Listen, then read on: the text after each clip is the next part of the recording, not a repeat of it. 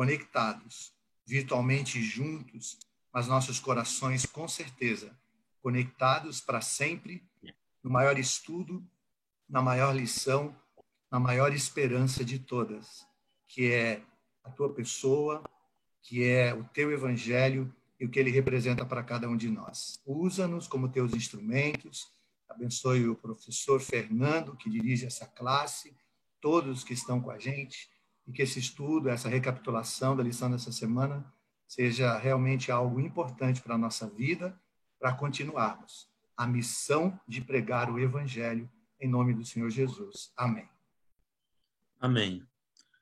Bom, essa lição aqui ela é diferente, né, de outras, porque ela tem muitos autores, né, e a gente vai sentindo essa diferença, né. Para mim, a lição da semana passada foi bem diferente dessa, em termos de abordagem e tal, e nós chegamos. Bom, a lição do trimestre é Educação e Redenção. É interessante que a gente está abordando esse assunto da redenção sob a ótica da educação. E agora, essa semana, sobre a família. O que vocês teriam para dizer para mim, assim, como uma introdução desse momento aqui para a nossa lição? Olá, muito boa noite. É uma alegria receber você para mais Olha aí, então... Bom, Fernando, Tiago, eu gosto de falar, gosto de dizer que a primeira instituição que Deus criou, depois de ter criado, né, a imensa sala de aula, o maravilhoso playground, todas as partes, né, a recepção, todo aquele contexto que na lição anterior a gente viu, né, o Jardim do Éden. E aí, como instituição, não foi a escola. A primeira instituição foi a família. E não foi aleatório. Deus não fez isso porque, vamos lá criar uma instituição para o ímpar e tal, os três lá, três, um, vamos. Não, foi proposital, né? Então, o que dizer da família? A família, ela representa, tem a famosa frase, né? A célula-mãe da sociedade, a primeira instituição, como eu disse, portanto, foi a primeira escola, e a função da família é primordial, essencial para o bom andamento, né, de todas as coisas nesse mundo de criaturas. E a gente está descobrindo, a gente vai, inclusive, ao longo da lição desse trimestre, descobrir que quando essa estrutura, né, quando essa instituição, ela não cumpre o seu papel, todas as demais instituições têm dificuldade de cumpri-la. E aí, desculpa adiantar um pouquinho aqui, por exemplo, né, família é onde se aprende educação. É na família que se ensina a educação. Não é na escola. Né? O que é a escola? A escola é a academia. A escola ela ensina academicamente, mas a educação, que é conceitos, valores, né, onde você aprende a respeitar o outro ou não, é na família. Então, realmente, eu, assim como educador, gosto de falar sobre isso, de que é a instituição primeira que Deus criou, não foi a escola, para que o ser humano pudesse ser educado. E eu entendo que até antes, não apenas, né, é a primeira, como talvez em condições ideais, seria a única instituição de educação. Se o pecado não tivesse entrado na história do mundo, provavelmente o teto seria a família. E aí a gente percebe que as outras instituições, agora que a gente tem escola, até mesmo a igreja, são muito mais planos de contingências que o pecado trouxe do que ideias originais, né? A ideia original de Deus é que a família suprisse toda essa necessidade de formação, de compreensão do meio, de compreensão das relações, de vivência com a relação com Deus. A família seria essa instituição que proveria tudo isso. Então, a família, idealmente, no mundo perfeito, a gente estaria lidando com a família como única instituição educacional. Exatamente, Tiago. Completando o que você fala, só um pouquinho, Enildo, só completando o que você fala, né? Ou dando minha opinião, vou ser um pouquinho grosso, né? Mas ao falar isso, eu estou olhando para mim também, não estou falando para você. Eu estou falando para você, mas estou me incluindo, tá? Não você, Tiago, mas para você que está assistindo, né? Mas a gente só precisa fazer missão porque a família não cumpre o objetivo dela. A gente só precisa de ter escola porque a família não cumpre o objetivo dela. Ou seja, no plano original, como você falou, Tiago, ideal, né? É exatamente isso. A gente não teria escola, não teria nada disso, né? E o Enildo estaria desempregado. Pode falar, Enildo. Olha só, por isso que eu fiz outros cursos também, viu, Fernando, para garantir. Mas bem dito, Tiago e Fernando, isso mesmo. No plano de Deus, no plano inicial de Deus, o jardim sempre foi o primeiro maravilhoso e essencial projeto, não a arca. A arca foi um plano contingencial, falando da arca de Noé. Eu gosto de dizer que a escola é a arca, mas a arca foi muito importante por conta de um mundo caído. Então, a escola é isso mesmo, Fernando. A missão a gente precisa fazer porque a família faltou com a sua parte. E a escola, né, defendendo aqui, né, a instituição que a gente gosta e trabalha, mas é uma realidade. Ela é esta arca. Nesse mundo perdido, é a grande arca. Então, ela tem o seu papel neste mundo, mas sim, Tiago, se não tivesse, né, o mundo caído em pecado, realmente não necessitaria dessa arca. Então, eu aproveito e digo a todos que estão nos vendo e ouvindo, tem espaço para todo mundo na arca. É isso aí. Já que você falou de arca, viu? Vamos, aqui no domingo, vamos voltar um pouquinho na história e falar da primeira família, que é a nossa lição do domingo, né? Aqui o autor começa a abordar a primeira família que a gente estudou assim lá na semana passada, o primeiro casal, né, a entrada do pecado e tal, a ação da serpente, mas agora ele vem falar como família, né? E eu acho interessante esse negócio de Deus criar família, sabe? Porque ele poderia trazer a gente de diversas maneiras diferentes. Por exemplo, né? Você diz assim, quero um menininho, um molequinho. Aí você vai lá na loja, compra um pacotinho de semente, está escrito lá, pé de moleque, que nesse caso não é um doce. Vai para casa e planta e nasce uma criança, um menininho, né? Mas Deus não fez assim, a gente já nasce na família, nesse intrincado, nesse emaranhado de coisa. Já nasce com irmão, com pai, com mãe, muitas vezes nasce com tio, tia, e aí vai, né? E aí, o que vocês têm para me dizer sobre a família, a primeira família? Gênesis 5, eu acho que a primeira coisa que para a gente uma informação importante da primeira família é que é uma família grande. A gente geralmente olha para a história ali de Caim, Abel e depois Sete, né? São os filhos que ganham projeção. Depois Abel é morto pelo irmão Caim e Deus dá no lugar dele Sete. Só que Gênesis capítulo 5 vai falar que depois de Sete, Adão ainda viveu 800 anos e teve filhos e filhas. Então, assim, a primeira coisa é que a família era muito grande. A família de Adão é grande e isso faz a gente pensar, pelo andar da carruagem, que a gente olha para essa primeira família como sendo uma família que está lidando com essa novidade que para a gente é muito natural isso, mas para uma novidade que é gerar, reproduzir, criar novas relações no mundo novo.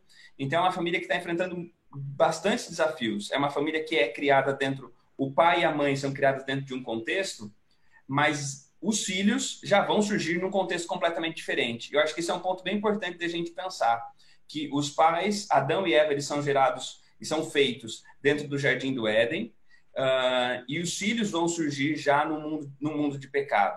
Então, os filhos eles já vão conhecer a Deus pela experiência de Adão e Eva.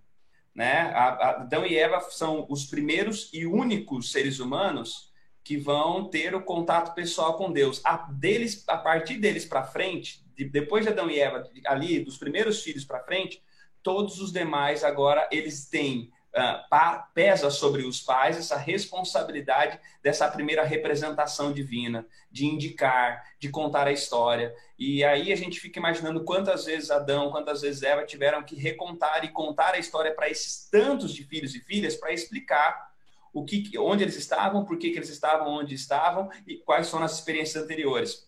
Então, uma primeira coisa, eu acho que para mim me chama a atenção essa ideia de que a primeira família, os primeiros pais têm essa responsabilidade já automática de tentar situar os filhos no lugar onde eles estão e no lugar onde Deus está. Como é que essa relação está se dando agora? E isso recai sobre Adão e Eva, eles vão praticar isso, mas, obviamente, isso é responsabilidade de todos os que vão vir na sequência, né? queria pegar esse conceito da primeira família e dizer que as primeiras coisas, né, o primeiro método, a primeira metodologia, as primeiras disciplinas foram dadas nessa família. Então, nessa família. A primeira família vem das mãos de Deus, das mãos do Criador. E o Tiago falou bem, não era uma família de 2 pessoas, né, o máximo aí mais 3, era uma família enorme, era uma família para... Tanto é que a ordem que Deus deu foi crescer e multiplicar. E dentro do contexto até da lição de domingo, fala de 2 coisas interessantes. Fala do método estabelecido, né, nesse princípio, que deveria ser um modelo para a humanidade. Fala também do que era o método e o que era ensinado, né? Quais eram os conteúdos, e não eram muitos, né? Eu não sei se vocês sabem, amigos telespectadores e ouvintes, né? O Brasil, por exemplo, em termos de educação, se descer, eu sempre uso uma ilustração, que se descer um marciano aqui, qualquer habitante de outro universo, e por acidente cair aqui no Brasil, e ele, por acidente, ver como é que é as nossas, né, BNCCs, que é a Base Nacional Curricular Comum, né, o comum curricular, ele vai dizer assim, é aqui que é os Estados Unidos, é aqui que deve ser a Alemanha, porque o conteúdo que nós temos, pedagógico, é espetacular. Ponto. E final. É muito conteúdo. E o muito conteúdo não significa qualidade de conteúdo. No entanto, o criador, o diretor, né, desta primeira família disse o seguinte, olha, quais são as disciplinas, né? Adoração, instrução, comunhão, evangelismo e serviço.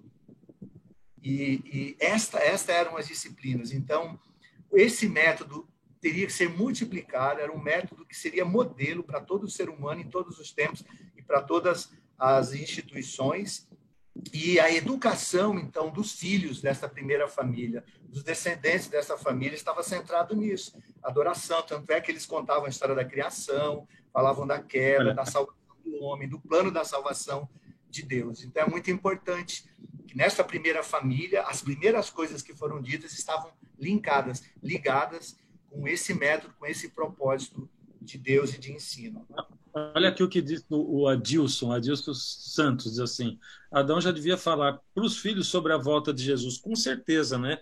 Eu fiquei bem curioso, porque essa lição, ela acaba terminando aqui embaixo, né? Ela termina assim, evidentemente, como mostra a história, uma boa educação nem sempre leva ao resultado esperado, né? Por causa de Caim, né? Eles tinham 2 filhos e um deles aí se rebelou contra Deus. E aí fico pensando, bom, será que Adão fracassou como pai por causa de Caim? Né? E esses dias eu ouvi uma mulher apresentando o filho, e ela diz assim, esse aqui é meu filho mais velho, a gente aprendeu junto, a gente cresceu junto. Então, como é que é meu filho mais velho e a gente cresceu junto? Bom, ele cresceu junto como filho e eu cresci junto como mãe, porque eu não sabia como ser mãe. Tudo bem, a gente pode até levar isso aí em consideração, mas se a gente olhar um pouquinho para trás, o pai de Adão e Eva é o próprio Deus, né? Então, a gente tem que tomar muito cuidado ao julgar as pessoas pelos filhos, né? Muito cuidado, muito. Isso é uma coisa que as pessoas fazem assim o tempo todo, né? Se a gente não cuidar, a gente acaba fazendo também. Então, assim, eu ver o filho assim, poxa, mas será que o pai, será que a mãe e tal? Lógico, todos nós temos um dever, mas tomar muito cuidado com isso, né? Fernando, só uma coisinha, ó, bem lembrado. Então, essas últimas palavras da lição de domingo é para a gente dizer o seguinte, que educação não é um fim, educação é um meio. Uhum. É isso aí, Tiago. Não, é que eu ia, nessa linha, eu acho importante pensar que a gente tem um silêncio sobre a vida dessa família, né? A Bíblia não nos revela tanto a respeito das dinâmicas familiares, do que existia, do que eles faziam. E a gente percebe que tem um filho que vai muito bem, que é Abel, o filho que é dado em lugar, que é Sete também, né? Mas a gente tem essa questão com Caim. E aí você tocou num assunto bem importante, que é essa questão da gente entender que a educação, a boa educação que os pais dão, ela não é garantia certa de que tudo vai funcionar. Ela simplesmente é o caminho mais seguro, não é o caminho mais certo. Não é o caminho garantido 100%. É um caminho mais seguro. Só que a gente está lidando com algo e entendendo como nós somos, assim como Adão e Eva, todos os demais são criados e ainda a gente tem um tanto da imagem e da semelhança de Deus, nós somos criados com liberdade, né? Nós somos filhos, os filhos são criados com liberdade. Então, é possível a gente muitas vezes perceber dentro de uma família desestruturada, com pais que talvez não compartilharam princípios, filhos que se identificam com valores muito mais profundos e têm uma vida muito mais de serviço, de compromisso com coisas mais excelentes. E o contrário também a gente acaba encontrando. Então, até tem aquele texto, né? Ensina a criança no caminho que deve andar e quando se for velho não se desviará dele. Isso não é uma promessa inequívoca, né? No caráter do texto dos provérbios, não é uma promessa inequívoca. É um conselho dos provérbios, entendendo que esse é um caminho mais seguro. E a gente precisa, acho que levar isso em consideração quando a gente pensa nas nossas famílias e principalmente nas famílias que às vezes a gente tem na igreja e também tirar um pouquinho do peso, né, dos pais ficarem todo o tempo pensando no onde eu falei, onde eu errei, onde eu fracassei. Ao mesmo tempo, né, que a gente chama atenção para isso, quer dizer, não é total responsabilidade dos pais, mas quando Deus foi escolher alguém para ser mãe, para ser pai de Jesus, né, ele escolheu a dedo, né? Quem seria o pai, quem seria a mãe. E é interessante assim que José, ele já tinha outros filhos, né? A Bíblia fala um pouquinho sobre os filhos, mas com certeza, pelo que a gente vê quando Jesus tem esse relacionamento com os irmãos dele, eles não eram assim, lógico, ninguém foi como Jesus, né? Mas eles tiveram uma educação um pouco diferente, se bem que a Bíblia não fala mal, né? Depois eles acabam entendendo a missão de Jesus. E José e Maria tiveram essa grande incumbência. Eu fico pensando assim, se essa mulher diz assim, olha, esse aqui é meu filho mais velho, a gente cresceu junto, eu fico imaginando, e Adão e Eva também tiveram essa missão, né, de crescer junto, como é que será que é você ter assim um filho que é muito, muito, muito maior que você e você sabe, né? Quer dizer, ele é muito, muito, que é o caso da Maria e do José, né? Ele é muito, muito maior do que ela, e ela sabia, maior do que ele, né? Eu acho Estamos bonito. na segunda já. Quando a gente vai ler os textos sobre Maria, né, a relação de Jesus, a infância de Jesus, e esse Jesus que chega aos 12 anos com um tanto de clareza de quem ele é, né? Porque ele vai chegar lá no templo e vai falar, né, olha, tenho que cuidar dos assuntos do meu pai. Ele tem uma clareza sem ter ouvido ainda isso de forma sobrenatural. A gente não tem essa ideia na Bíblia de que Jesus teve alguma afirmação sobrenatural de Deus na infância e na adolescência. A gente não tem isso também nem nos escritos de Ellen White. A primeira vez que Jesus ouve a voz de Deus dizendo quem ele é no batismo. Então, ou seja, ele vai da infância, do nascimento até o batismo, sem nenhuma revelação sobrenatural da sua identidade. A revelação de quem ele é transmitida pelos pais. Então, ou seja, a Maria, ela está tão consciente de quem Jesus é, que ela vai fazer aquilo que depois a gente vai mostrar, né, do inculcar, de contar a história de como aconteceu, de como tudo se deu. Então, é muito, muito, muito bonito perceber esse papel fundamental. E aí, trazendo talvez um pouquinho para a gente só, e concluindo, né, meu raciocínio a respeito disso, Maria, ela é fundamental na compreensão de Cristo, da sua identidade enquanto filho de Deus. De alguma maneira também, os pais eles têm essa compreensão fundamental na construção de identidade, dos filhos, nessa construção da identidade na relação com Deus e assim por diante. Mas Maria, ela, para mim, para mim, Maria hoje para mim, já há algum tempo, ela é a minha personagem favorita da Bíblia, né? Por essa clareza, por essa humildade dela e por essa clareza, essa constância, e eu sou fã dela. Olha a gente dizer, então, que é o seguinte, lembra que eu falei que a família é o meio, né? A educação é o meio. Então, olha só, o Fernando aí fez até um questionamento, né? Mas como? E saber que o filho é maior e tal. Então, assim, por melhor educação que você dê, por melhor situação familiar que você tenha, você nunca vai tirar do seu filho, daqueles que estão sendo ensinados, dos seus, né, agregados familiares, o livre-arbítrio.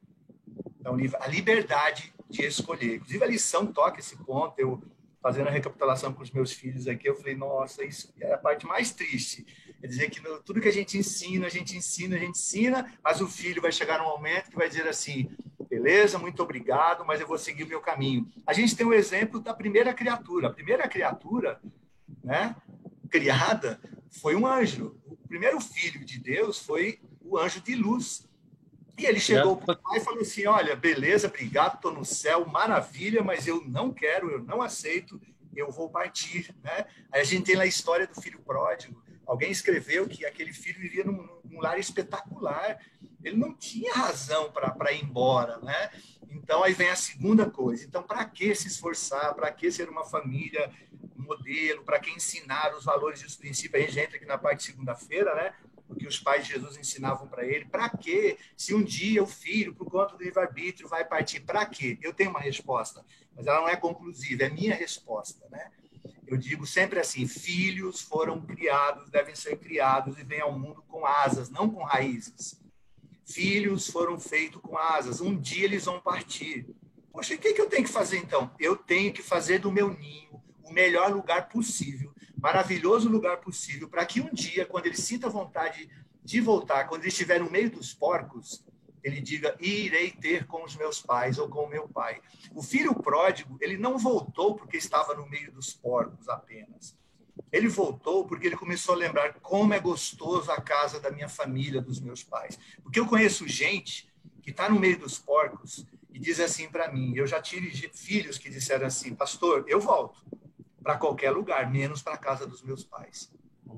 Então, qual é a função, então, da família, dos pais? É fazer com que esse ninho seja tão gostoso, tão maravilhoso, para que um dia, quando ele estiver lá, naquela situação, ele se lembre, poxa, é bom a casa dos meus pais, é boa a minha família e eu irei voltar. Então, é para isso, né? É isso que a gente tem que fazer, essa consciência que a gente tem que ter. Então, para que ensinar, para que um dia, se ele partir, ele sinta vontade de voltar. Eu não ensino para que ele não parta, eu não ensino para que ele não saia, eu não faço tudo para que ele nunca vai me deixe, né, não deixe a minha casa. É o contrário, ele vai deixar, mas ele vai querer voltar e nunca vai poder dizer que não era bom aquela família, aquele lar. Aí tem o Tiago está se coçando para falar. Fala, Tiago. Não, é que por mim, a lição podia ficar falando da infância de Jesus e do papel da família dele por muito tempo, porque eu acho maravilhoso, até o texto que a lição apresenta, né, de Ellen White, quando fala que as próprias palavras por ele, ou seja, por Jesus, ditas a Moisés para Israel, foram então ensinadas no colo de sua mãe. Eu acho isso sensacional.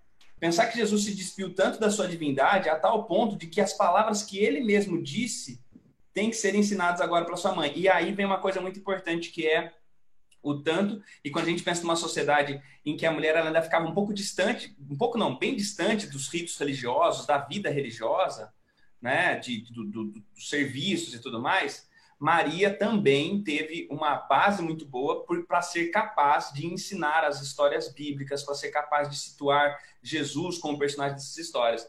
Então, tem isso também, acho que muito importante para a gente salientar, que os pais de Jesus, e de forma bem especial Maria, é alguém que tem um conhecimento bíblico muito bom. E e a Bíblia é o livro-texto da educação de Cristo.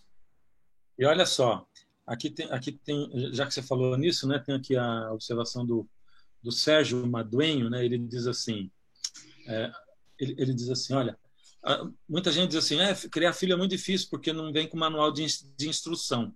Ele diz assim, mas isso aí é um erro, porque a gente tem a Bíblia, nós seguimos. Então, a Maria me chama muita atenção porque ela não só tinha esse conhecimento da Bíblia profundo, como ela tinha o conhecimento no sentido de conhecer a Deus, né? Ela tinha... Aí, Tiago, eu vou fazer uma volta assim, vamos virar a coisa da voz, assim, que ela já tinha um relacionamento com o filho dela, que era Jesus, antes dele ter nascido. Entende? Ela, na verdade, ela recebeu nas mãos dela alguém que ela já conhecia antes, né? Foi por isso que Jesus nasceu na mão dela, assim, eu vou me colocar na mão desse ser humano aí, porque eu a conheço, é minha amiga, conheço profundamente. Então, eu sempre digo assim, sabe, olha, os olhos de um filho vai brilhar por aquilo que os olhos do pai brilham. Se o pai gosta de carro, gosta de moto, tal, o moleque vai gostar também. O olho brilha, é diferente. Então, se o olho da gente brilha por Deus, pela missão, se o olho de Deus da gente brilha por essas coisas eternas, né? Os olhos dos nossos filhos vão brilhar também. Essa foi Fernando, a já que observação. estamos aí já na parte de segunda e terça-feira, aproveitando para falar um pouquinho dessa importância da mãe, né? O Tiago gosta muito de falar sobre isso. Maria realmente é espetacular. O livro, por exemplo, Beneficência Social, fala da importância da mãe. Ellen White, ela escreve sobre isso, né? O livro Mente, Caráter, Personalidade e Orientação da Criança diz o seguinte: olha só o que diz o Beneficência Social no capítulo 19, que a primeira responsabilidade da mãe, a influência da mãe nunca cessa, é sempre ativa, seja para o bem, seja para o mal.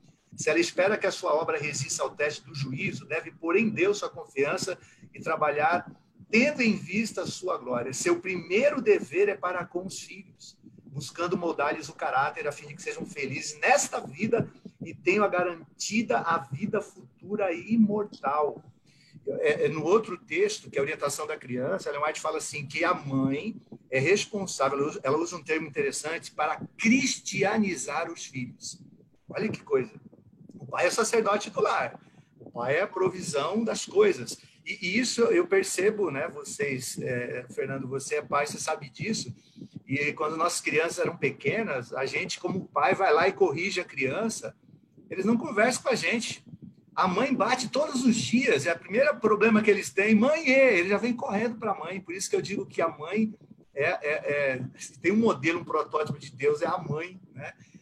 Então, e Ellen White reforça isso. É a mãe responsável para cristianizar o filho. É o primeiro ser que mostra para o filho a noção de Deus. Então, Tiago, Fernando e amigos, né? Quando Jesus sabia o que sabia, soube o que soube, foi através de sua mãe, porque ela mostrou Deus. Tiago foi muito bem, porque a gente encontra ali Jesus ouvindo a voz do Pai somente ali, no batismo, né? Até então, como que ele ouvia a voz do Pai? Através da sua mãe. Eu conheci Deus através da minha mãe. Eu aprendi a ler na Bíblia, de uma Bíblia que a minha mãe me deu, me ensinou a ler na Bíblia, né? Então, é realmente espetacular. E você, mãe que nos ouve, pense nisso. A responsabilidade que você tem de mostrar esse Deus para o seu filho. E aí a gente tem esse conjunto de pessoas que Deus deixa com a gente, né? Como eu falei, a gente nasce em família e tal, e a gente tem também o professor, né? Que é quando a gente chega aqui na lição de terça, o professor. Eu nunca fui professor, sabe? Eu gostaria de ser professor, de ter sido professor, né? Eu acho que é uma relação bem legal. Né? Quem sabe, né? Ué, quem sabe? Sabe que ser professor e cantor não combina muito, né? Porque você fala demais. E quando chega no final do dia, já estou quase sem voz. Mas eu gostaria, quem sabe aí, você abre uma vaguinha para mim, né, Irildo?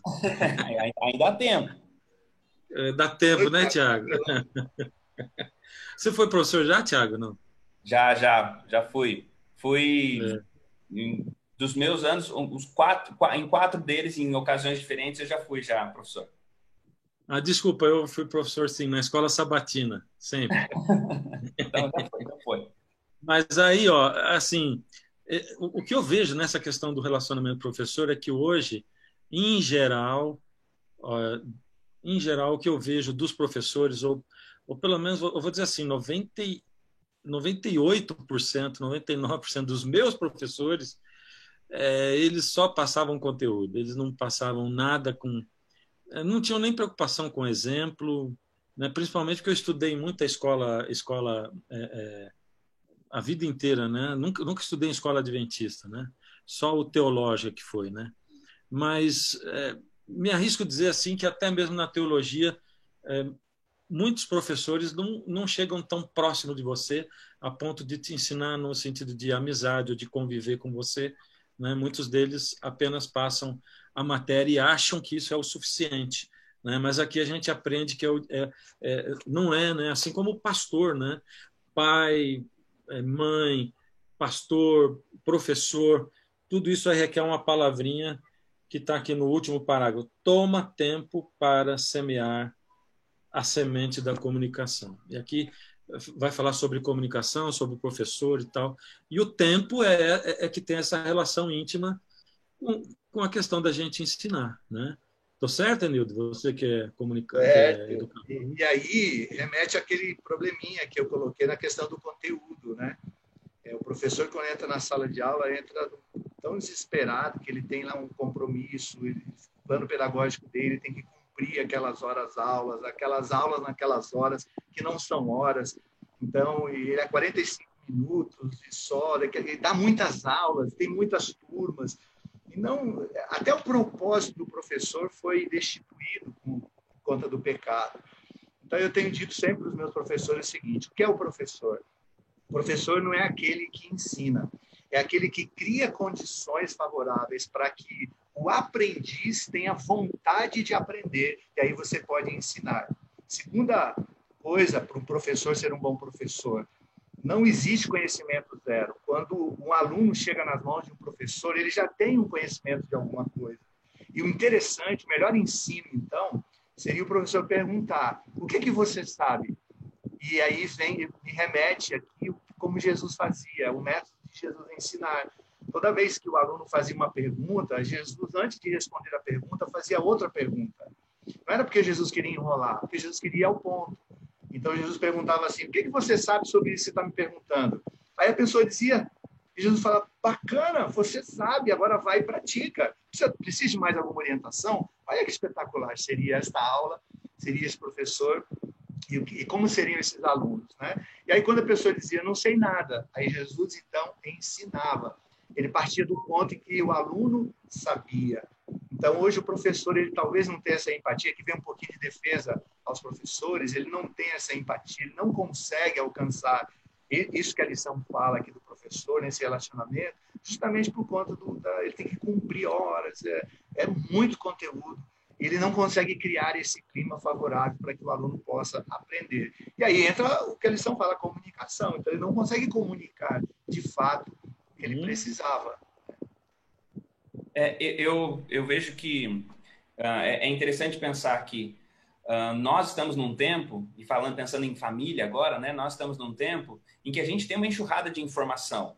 E a gente tem se falado e tem se confundido muito essa quantidade de informação com quantidade de comunicação. E são coisas diferentes. A comunicação não é apenas a transmissão de informações. Hoje, nós temos, e a pandemia trouxe isso, que nós temos famílias muito bem informadas, mas que não se comunicam. Não é um espaço de processar as informações, não é um espaço de criticar as informações, não é um espaço de dar significado a esse volume de informações que tem.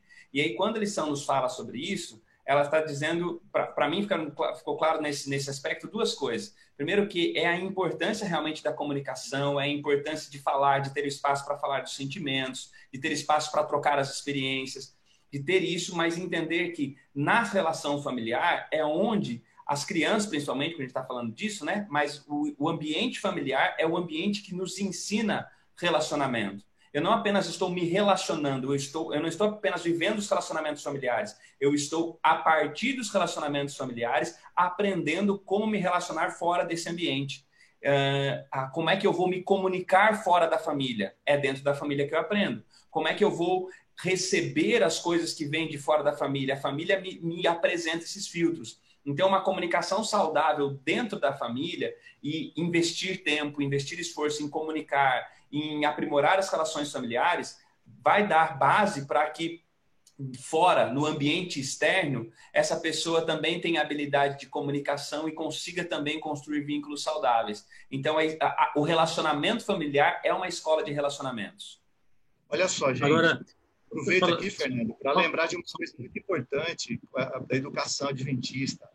A educação adventista tem uma meta, né, um sonho, uma metodologia chamada integração fé e ensino, porque a lição fala que qualquer matéria que você ensine que não leve, ela não está dizendo isso, mas ela implicitamente ela está dizendo isso. Ela não está escrito aí na lição, mas ao ler eu entendi isso.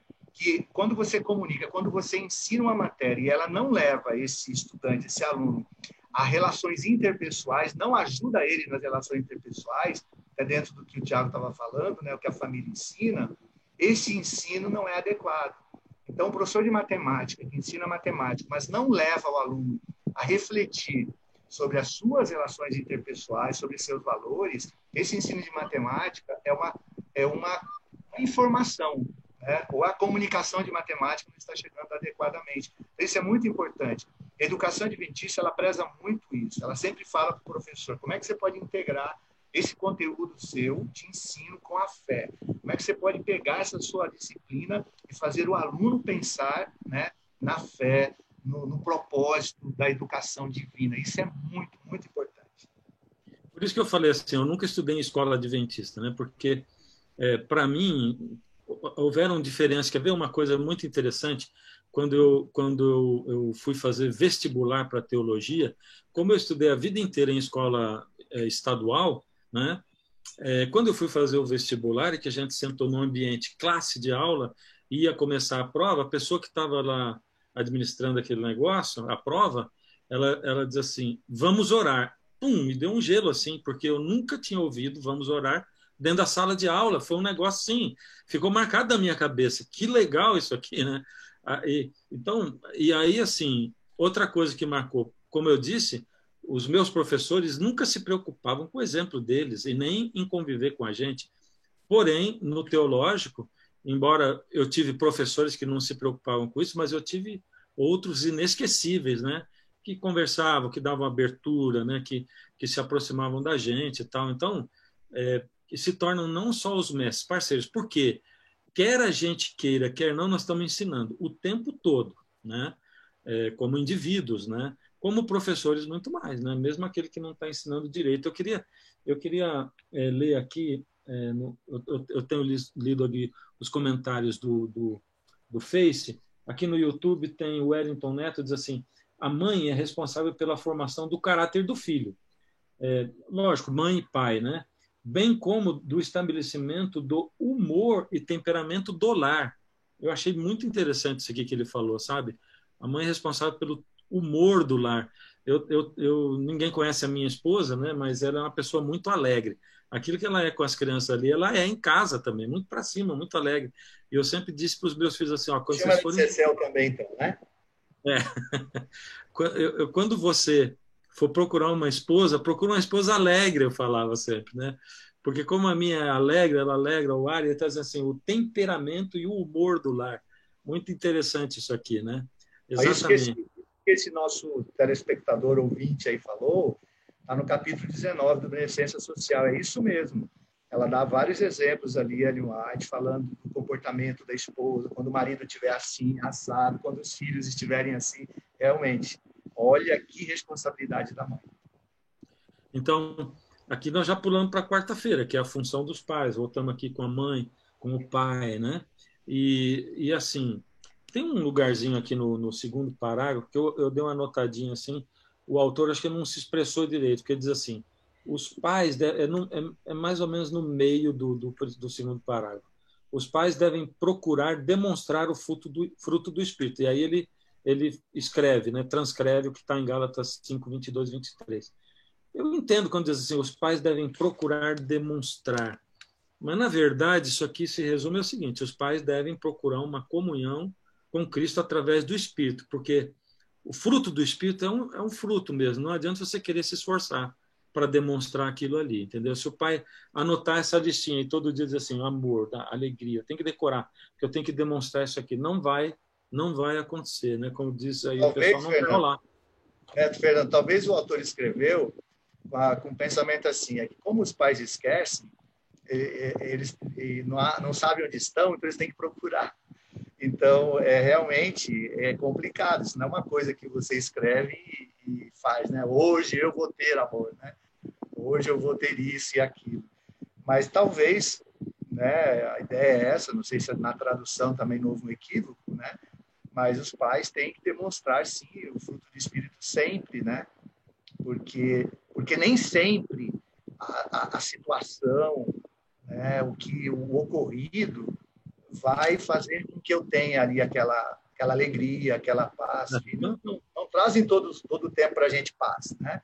Aliás, filho não traz. Aliás, filho, ele testa a nossa longanimidade, nossa benignidade, a nossa bondade. Então, talvez ele está querendo dizer isso. Olha, pais, como vocês vão esquecer, está perdido, procurem, né? Procurem.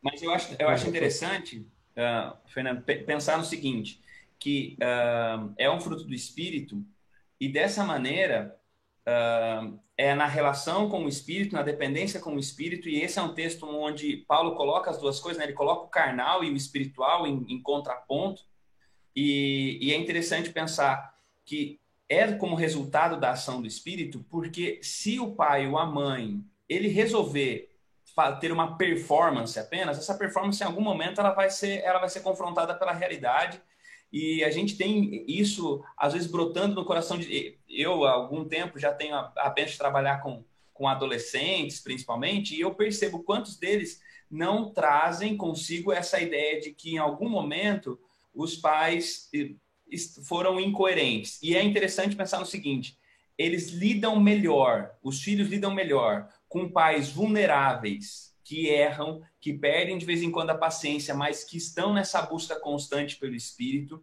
nessa busca constante por desenvolvimento a partir do relacionamento com Deus, do que um pai que está se esforçando para ter uma performance e falha e não reconhece essa queda de máscara. Não reconhece essa superficialidade. Então, quando a gente tem essa ideia da função dos pais aqui, para mim fica muito clara essa coisa de que é um ministério que só é desempenhado, né, da maneira como a Bíblia está chamando para ser, só é desempenhado se tem esse outro relacionamento. Foi aquilo que a gente falou de Maria. Maria tinha um relacionamento com Deus e eu acho que talvez esse seja o maior legado. Para mim, meus pais, o maior legado que eu tenho, uma coisa que eu tenho muito claro quando eu penso dos meus pais, principalmente do meu pai, é que meu pai era um homem de muita oração. Meu pai sempre foi um homem de oração. Minha mãe sempre foi uma mulher também, que ela sempre espiritualizava as circunstâncias. Então, assim, essa ideia dos meus pais como gente que buscava a Deus, isso está muito vivo para mim. Então, essa conexão... Eles tinham defeitos, né, Thiago? E, no entanto, eles tinham defeitos. Sim. Você talvez algumas vezes os viu fazendo algo muito humano, cometendo humanices, né? Então, eu complementando, Thiago, é isso mesmo, dizendo o seguinte, que pais, educador, né, de forma geral, a gente, de forma geral, a gente não ensina mais falando, nem comunicando mais, e nem melhor comunicando. A gente ensina sempre mais fazendo. Ensina melhor fazendo. Então, os pais que fazem, né, os pais que demonstram, por isso talvez a palavra demonstrar ali, são os pais que melhor ensinaram seus filhos. Então, hoje em dia, algumas coisas que eu não faço, porque eu vi a minha mãe não fazendo. E algumas coisas que eu faço positivamente, porque minha mãe fez. Então, a fidelidade, por exemplo, minha mãe não me deu assim uma cartilha, olha, aqui tem 10 regras para você ser fiel. Não, ela demonstrou fidelidade, né? Então, isso é muito importante, essa demonstração. Demonstrar quer dizer, demonstrar é você fazer no laboratório, é você provar, é você fazer a experiência. E é isso que a lição quer dizer aos pais. A gente está aqui da quarta avançando para a quinta daqui a pouco, mas o Marcos Freire ele é sempre presente aqui com a gente na classe professores e sempre traz boas contribuições. Ele colocou aqui: a comunicação sempre é potencializada quando o amor se faz presente, né? Comunicar Deus é abrir a possibilidade de eternizar pessoas. Gostei disso aqui, entendeu? Comunicar Deus é abrir a possibilidade de eternizar pessoas. Lógico, porque só os seres humanos é mesmo que vão alcançar a eternidade por meio do amor maravilhoso do Senhor Jesus. O Tiago estava falando isso e eu sempre pensei, né? Quando quando comecei a ouvir o pastor Bulhão pregar, quando ele surgiu, eu estava terminando teologia, né? E aí ele falava muito de comunhão com Jesus e tal. E aí eu comecei a pensar, puxa, meu pai, ele nunca falou de comunhão, mas meu pai era esse camarada também, que era um camarada de oração. Todo dia ele interrompia a oração para ir acordar a gente, para ir para a escola, e voltava para continuar a oração dele. E enquanto a gente estava se arrumando, ele já estava prontinho e estava falando com Deus, né? E aqui diz o Edilson Corrêa, a criança aprende muito mais com exemplo, aquilo que é mais natural nos pais, a depender do espírito. Esse é o principal exemplo que nunca acaba, né? Quem ia falar? O Enildo? Não, Ou ninguém ia falar? vou te ouvir. Ninguém ia falar nada? Não, Puxa, vou que falar. qualidade, hein? Essa relação, né, a função da mãe, a função dos pais, ela é assim, ela é espetacular.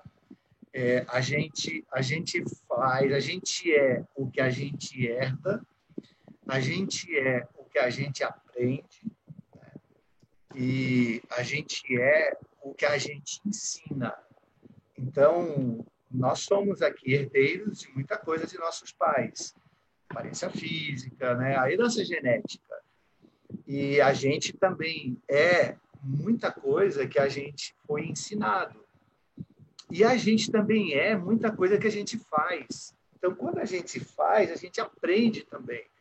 E lá no começo, o Fernando falou sobre essa questão você imaginou, né, Maria olhando lá para o filho. Você até citou o exemplo de alguém que te disse que, olha, esse é meu filho mais velho, eu aprendi com ele. É isso mesmo, a gente aprende com os filhos. Né? Eu estou tentando escrever um livro já há uns 8 anos, o que eu aprendi com os meus filhos. E não consegui ainda terminar o livro, porque eu estou aprendendo ainda com os meus filhos. E eles já estão ali na casa dos 20 anos, 2 deles já passaram dos 20 anos. Como a gente aprende, né? Eu achei que essa ideia tinha sido minha, rapaz. Eu achei que tinha sido único até essa ideia. E o título é assim, quando eu crescer, quero ser igual ao meu filho. Bom, então você pode fazer com esse título, eu faço com outro título. Agora, estamos indo para quinta-feira, finalizando a nossa lição, que é para não esquecer. E eu não posso perder essa piada. Do que ela fala mesmo? Esqueci. Vamos lá. Aqui, né, Fernando? A lição fala daquele texto famoso de Deuteronômio, capítulo 6, né? Que era para eles não esquecer? O último discurso de Moisés, né? Moisés, ele falou, não se esqueça do que Deus fez por nós até aqui, por você. Não se esqueça. E advertiu várias vezes, não se esqueça o que Deus tem feito por você até agora, por todos nós. Então, e aí ele adverte, se você esquecer, olha o que vai acontecer. Né? Não vai entrar na terra prometida, você vai perder a salvação. Então, assim, de tudo o que se tem ouvido, e aqui eu estou citando um texto da Bíblia, né, Eclesiastes 12, o fim é teme a Deus, né? Teme a Deus e dá-lhe glória. O fim é isso. Então, de tudo que você tem ensinado, de tudo que você tem aprendido, redundou. O ponto final, o aprendizado final é o temor a Deus. Então, a matéria foi bem dada, foi bem comunicada, o conteúdo também. É isso que Moisés está lembrando. Então, o que a gente não tem que esquecer? Porque eu não lembro mais das conjunções subordinativas, né? Aditivas. Eu não lembro mais da matemática, então, nem do grego, né, Fernando? Que nós, né, Tiago, que a gente estudou lá no curso de teologia. Mas o fim de todas as coisas é temer a Deus, né? Essa é a suma de todas as coisas. E aqui na lição, ainda reforça sobre a questão da mãe, né? Diz que a primeira professora da criança é a mãe, e nas mãos dela está em grande parte a educação da criança durante o período do seu maior e mais rápido desenvolvimento. E o que a mãe, então, vai ensinar para esse filho? O temor a Deus. Amar o Senhor teu Deus de todo o coração. Ensinar a verdade aos filhos e relembrar os feitos deste Deus e deste Senhor. Acho interessante pensar que o povo ele é chamado a falar das palavras de Deus, e essas palavras de Deus elas sempre aparecem pensando que no momento é um povo que está prestes a entrar na Terra Prometida. Deus está dizendo, olha, essas palavras que eu te ordeno, você vai ensinar aos seus filhos e tudo mais e tal. E essas palavras, elas foram dadas no contexto de uma história. Foram as palavras que foram dadas na ocasião do Sinai, foram as ordenanças que Deus deu enquanto o povo peregrinava, foram as aplicações disso durante a viagem. Então, eu acho interessante pensar que existe um convite para que os filhos sejam educados a conhecer essas histórias. Eu, por vezes, quando eu estou fazendo semana de oração, às vezes, principalmente em escola, essas coisas, eu sempre tento convidar os adolescentes a chegar em casa e a perguntar, às vezes, para os pais, como é que foi que o evangelho chegou em casa? Como é que foi que o evangelho chegou aqui? Como é que... Porque, às vezes, o filho ele nasce dentro de um ambiente onde é tudo muito natural. Ir à igreja é natural, fazer isso, observar o sábado, tudo é muito natural. E, às vezes, por ser tão natural, ele em algum momento até nem dá o devido valor, mas ele não percebe que no decorrer do caminho teve gente pagando o preço para que o evangelho chegasse no avô, teve gente se abrindo mão de coisas para que o evangelho chegasse nos pais. Contar a história de como Cristo chegou na vida da gente, contar a história da intervenção de Deus na nossa história é muito valioso para que essas crianças, principalmente, eles tenham a noção de que Deus está envolvido na história deles, de que Deus está participando da história deles. Esse povo que vai entrar na Terra Prometida, essa geração que está entrando na Terra Prometida, eles não podem se esquecer daquilo que Deus fez na história. E isso é tão forte, quando a gente vai lá para João capítulo 6, e Jesus está multiplicando os pães, uma das coisas que acontece na conversa com a multidão, agora aí até com um aspecto negativo, mas algo que eles trazem à tona, sem ter texto, sem ter as coisas ainda, sem ter tanta coisa escrita, o que eles trazem à tona diante de Jesus é: os nossos pais comeram maná no deserto. Moisés orou e os nossos pais comeram maná. Ou seja, a história da intervenção de Deus está clara para eles depois de centenas de gerações, né? Então, acho que isso é bem importante a gente ter em mente, que para não esquecer, não é simplesmente para não esquecer da letra da lei, do mandamento, do faça isso ou do faça aquilo, mas é para não esquecer que esse Deus que tem autoridade para dar esses mandamentos é um Deus envolvido, é um Deus que participou da história da vida da gente, que está participando da história da família da gente. Olha aqui, me chamou muita atenção isso aí, que é o seguinte, né, ali no primeiro parágrafo, o Senhor havia... para não esquecer o que o Senhor havia feito por eles, né? E quando o Tiago, você falou assim, o negócio do maná, Deus tinha dado maná, isso e tal, aí eu me lembrei diretamente de Números 11, né, onde eles reclamam que eles só comem o maná. A gente não aguenta mais esse maná, é maná no almoço, no café, na janta, maná feito, maná cozido, maná... E aí eles estavam reclamando do maná, ou seja, tudo bem, a gente... Eu vejo que tem um abismo entre a teoria do que a gente lê na Bíblia e a prática, né? Deus fez grandes feitos que eles não reconheciam, assim como Deus faz hoje grandes feitos na nossa vida, né? E eu me lembro de muitos casos aqui, né? De pessoas, por exemplo, que reclamavam tanto da vida, da sorte, do emprego que tinha, do baixo salário, da condição, e aí, de repente, a pessoa perde o emprego, ou perde a saúde, e a pessoa descobre que ela era feliz e não sabia. Mas agora ela reclama, porque ela está numa outra situação. Poxa, e agora eu estou numa situação... Mas as coisas sempre podem piorar, né? E, assim, o tempo para a gente lembrar o que Deus tem feito é agora. E aí eu volto no Números 11, que é quando Deus fala com Moisés, e Moisés reclama para Deus assim: o Senhor me deu um trabalho pesado demais, eu sozinho não aguento. Poxa, mas será que Deus não tinha dado o Espírito Santo na medida para ele? E olha o que Deus faz. Deus vai lá e diz, tá bom, arruma 70 homens. Você está achando que o teu trabalho é pesado demais? Vou dividir com 70. E aí diz, mas eu vou tirar uma parte do seu Espírito e vou dar para eles. E Deus faz isso. Tira uma parte do Espírito deles e dá para os 70. Deixando bem claro para a gente que se o trabalho vai diminuir também a porção do Espírito, entende? Então, se eu acho que hoje a coisa está ruim e tal, me sinto abandonado por Deus, Deus está do meu lado, Deus está com você, Deus está com você em todo momento. A gente tem que passar, porque senão o que a gente passa para os filhos? A gente passa só a lamúria, só passa o sofrimento, só passa uma situação de reclamações, né? E como eu gosto muito da área do louvor, né? Ellen White tem um texto lá, que eu não me lembro onde é que está, mas tenho anotado em slide isso aí, né? Se houvesse mais ações de louvor ao invés de reclamações e lamúrias, né, nós viveríamos muito mais felizes e nos aproximaríamos mais de Deus, é o que ela fala, né? Então, lembrar, né? O que a gente faz dentro de casa? Vive reclamando, vive lamentando, vive se comparando com outras pessoas, né? Então, eu vou deixar uma última pergunta aqui. Ó. Como podemos lembrar sobre Deus ao coração dos nossos filhos, se às vezes Ele, Deus, é esquecido no nosso coração? Mais uma vez, quem escreveu aqui foi o Marcos Freire, né? Ou seja, se a gente não entender que Deus está do nosso lado, se a gente não tiver Deus assim muito presente, nós não vamos conseguir ensinar para ninguém, menos ainda para os filhos, né? Porque esse é o nosso público mais perto. Gente, eu queria que vocês dessem assim a palavra final da lição de hoje e aí a gente vai se despedir em oração. A minha final acho que daquilo que a gente viu, pensando nos exemplos que a Bíblia trouxe, que a gente ensina e o melhor que a gente pode ensinar para quem está sob nossa responsabilidade, crianças, adolescentes, tudo mais, o melhor que a gente pode ensinar, e nos ambientes familiares o melhor a ser ensinado é a viver um relacionamento com Deus, e isso é ensinado pelo exemplo.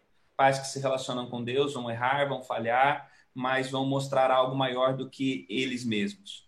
Então, acho que esse é o grande convite que existe para a gente, de ensinar relacionamento, comunhão com Deus através do exemplo. A minha, e amigos, entender que família, escola, família e educação são parcerias. No plano de Deus, no plano original de Deus, não era para ter essa necessidade. Pós-pecado, a gente precisa.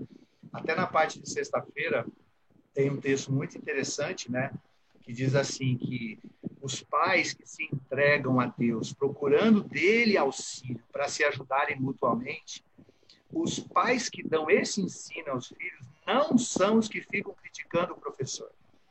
E eu acrescentaria aqui, e a escola. Né?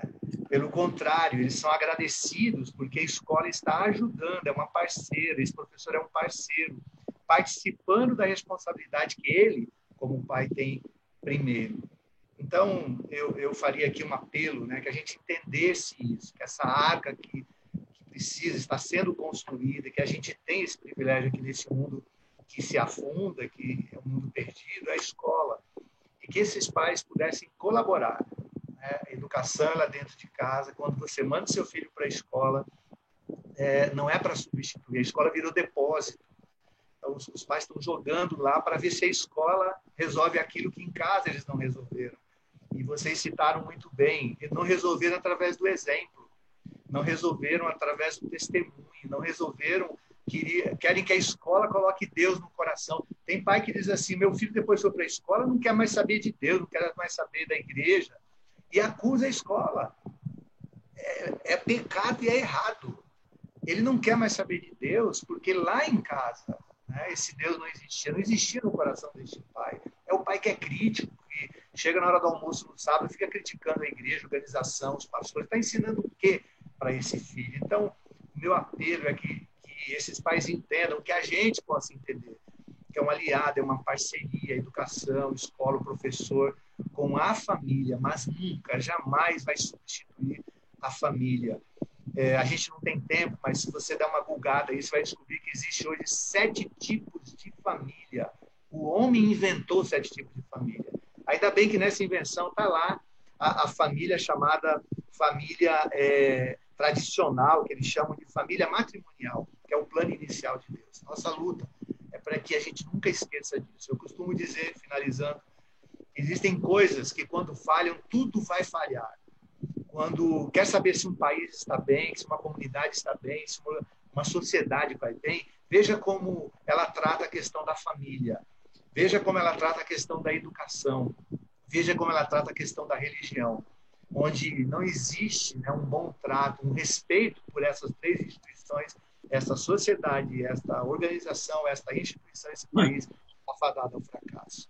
Que a gente possa mudar isso. É o meu desejo. Isso aí. A Daiane, eu vou terminar, a Daiane Silva da Cruz, ela está grávida e está pedindo pelo pai dela, que está com câncer, pegou Covid no hospital. E eu vou colocar a Daiane como representante de todas as pessoas que sofrem com problema de saúde, né?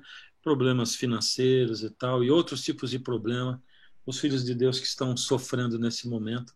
E a gente vai terminar. Tiago, você ora para nós, por favor? Vamos orar. Eterno Deus, nosso Pai, nosso Rei, muito obrigado, Senhor, por esses momentos que nós passamos aqui. Obrigado pelas revelações que nós temos em Tua Palavra, que nos instruem, que nos ajudam a entender como a gente pode viver melhor as experiências desse tempo, viver melhor em família, viver melhor educando, formando pessoas para Te conhecer e para serem reflexos da Tua imagem. Nesse momento, Pai, nós queremos colocar em Tuas mãos os tantos representantes de famílias que estão nesse momento ouvindo, que estão nesse momento participando, comentando, gente que no meio da conversa começou a pensar em coisas que talvez poderia ter feito diferente ou coisas que quer fazer no futuro, mas se sente muito pequeno diante dessa tarefa. Querido Deus, nós queremos nos colocar humildemente em Tua presença e confiando que o Senhor que é o Pai por excelência, o Senhor que é, como a Tua palavra diz, que é amor, que o Senhor nos ensine, que cada um de nós sejamos visitados, que o Senhor abençoe nesse momento famílias que estão passando por dificuldades, estão se sentindo desgastados, que o Senhor, que é um Deus de restauração, restaure os vínculos, que o Senhor coloque a mão e cure as feridas, que o Senhor restaure a esperança, que o Senhor converta, como a Tua palavra diz, o coração dos filhos aos pais, dos pais aos filhos, e aqueles que estão, como a Daiane aqui e tantos outros, olhando para o futuro, e pensando no desafio que será viver em família, ter uma família nesse tempo que a gente está vivendo, que eles tenham a certeza de que o Teu Espírito Santo não se ausentará, não se apartará, pelo contrário, estará sempre disponível e com desejo de encher a casa da gente de harmonia, de paz, de amor, de misericórdia, de bondade, de domínio próprio, que a nossa casa seja um lugar onde o Teu Espírito frutifique cada vez mais. Dá a Tua bênção para a gente, esteja conosco nesse sábado, é o que nós pedimos em nome de Jesus. Amém, Senhor. Amém. Bom, pessoal, nós temos um encontro aí marcado no domingo, 7h, tá? O Silêncio de Deus, nesses canais aqui também, pelos canais da Igreja de Moema, você consegue assistir o Silêncio de Deus, a gente está no 2º da série, tá bom? Um culto objetivo, 30 minutos, e que procura aí no cerne da palavra de Deus. Que Deus abençoe a todos. Obrigado pela participação de todos. E a gente se vê no domingo e depois na sexta que vem, 20 horas. Valeu, Tiago. Valeu, Enildo. Boa noite para vocês. Feliz sábado para todos. Deus abençoe. Para todo mundo. Obrigadão.